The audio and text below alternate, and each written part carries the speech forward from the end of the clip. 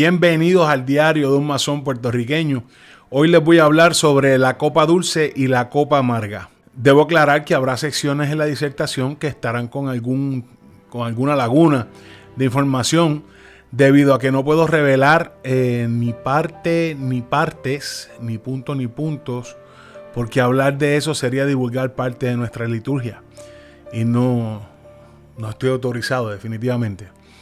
No obstante, trataré de hablar lo más claro posible para que el que es masón complemente esta disertación con su conocimiento. Pero antes de comenzar, debo pedirte que te suscribas al canal y que lo compartas. Ayúdame con eso, no cuesta nada. Y estarías apoyando a un hermano. Si no eres masón, hazlo como quiera, que tampoco te cuesta nada. Ahora sí, comenzamos. Bien.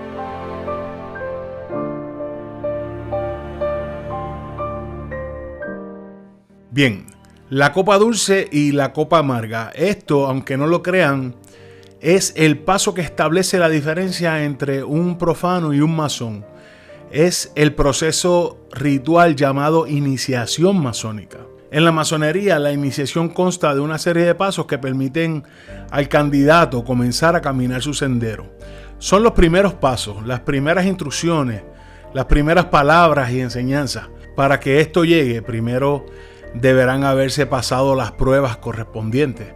El ritual que se lleva a cabo permite dejar impactado nuestro subconsciente con una serie de imágenes y símbolos, palabras, acciones, juramentos y sobre todo la experiencia misma del proceso de iniciación. Así, el símbolo podrá hacerse concebir a quien acceda a penetrar su significado profundo, incomparablemente más que todo con lo que pueda expresarse directamente.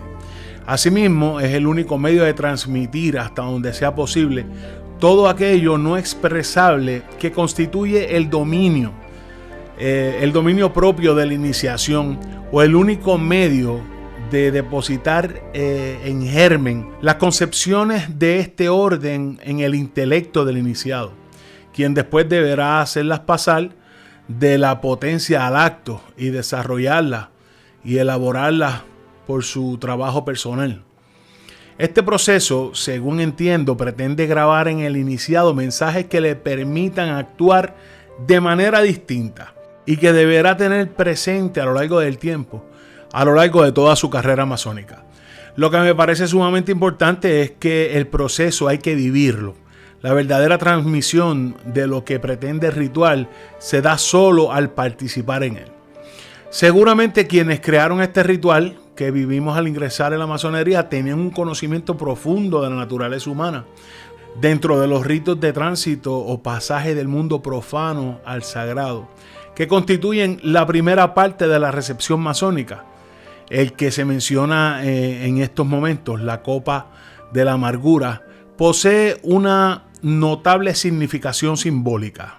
La denominación de la misma de copa sagrada, dada a la que también se llama de la amargura o de las libaciones, con la que se va a prestar el juramento.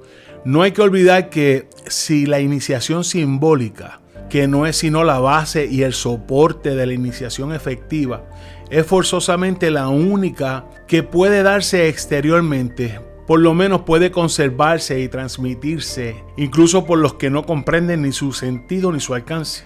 Es suficiente con que los símbolos se conserven intactos para que siempre sean susceptibles de despertar en quien es capaz de ello todas aquellas concepciones de las que ellos son la síntesis.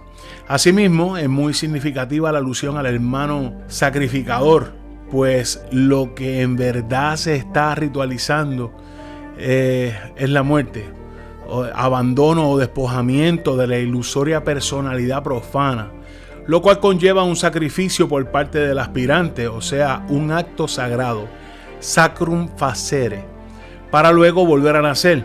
Ello hace posible el renacimiento a una vida superior, pero no sin antes enterrar los restos de la vida profana.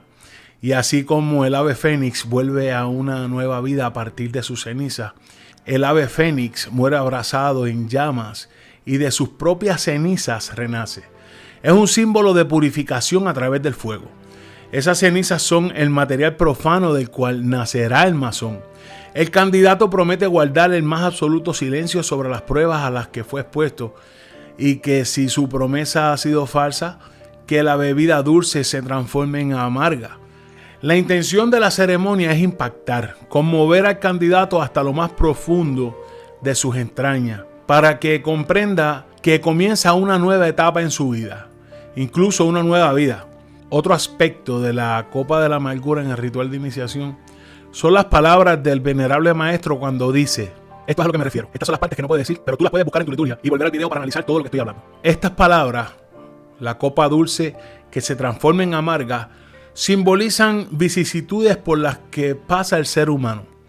El iniciado interioriza que la vida humana trae aparejadas satisfacciones, desencantos, alegrías, tristezas, éxitos y frustraciones, épocas buenas y épocas malas, sin que siempre ello dependa de él. El cáliz de la amargura nos describe muy eficazmente las desilusiones que encuentra quien desciende de las regiones puramente ideales del oriente simbólico para enfrentarse con las realidades materiales. La dulzura inefable de los sublimes conocimientos que se han adquirido, de los planes o programas de actividad que se han formulado en la mente, no puede menos de cambiarse en la amargura que nace cuando todo parece ir en contra de nuestros proyectos y de nuestras aspiraciones. A veces nos encontramos en situaciones difíciles, pero el contacto con la realidad no puede evitarse. En este contacto debe demostrarse el valor de las adquisiciones ideales y de la firmeza en la vida en la cual se ha establecido. La realidad exterior debe ser transmutada por la influencia de nuestra íntima conciencia, fija en la visión de una realidad de orden superior o trascendente.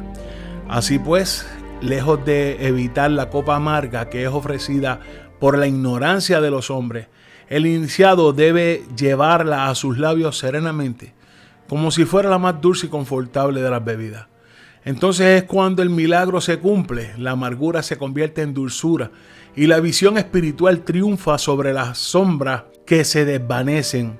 Por otro lado, no es menos interesante advertir el carácter alquímico de la ceremonia, por la alusión más adelante al veneno sutil en que se convierte el efecto saludable. Y ciertamente, al contrario de lo que muchos afirman, esto no constituye solamente una lección, sino exactamente una enseñanza iniciática, como es propio de lo que verdaderamente es un símbolo. Alquímicamente, la ciencia de los venenos es también la ciencia de los remedios. ¿Cómo conocer las aguas del vertiginoso caudal ideológico que envuelve la iniciación? Las observamos desde la orilla. Tomamos un sorbo del remanso que llega a nuestro lado, nos mojamos los pies, las manos, la cara y salimos. Ninguna de estas actitudes cumple con las intenciones de esta ceremonia. Con la iniciación, el profano debe lanzarse de lleno al medio del caudal, sentir el frío impactante del eterno misterio y la fuerza arrolladora de su irresistible corriente. Convertirse en el río mismo, transmutarse en su propia esencia, ingresar de hecho al ámbito del esoterismo. La copa dulce y la copa amarga simbolizan también la dualidad, los opuestos, los contrastes, los complementos.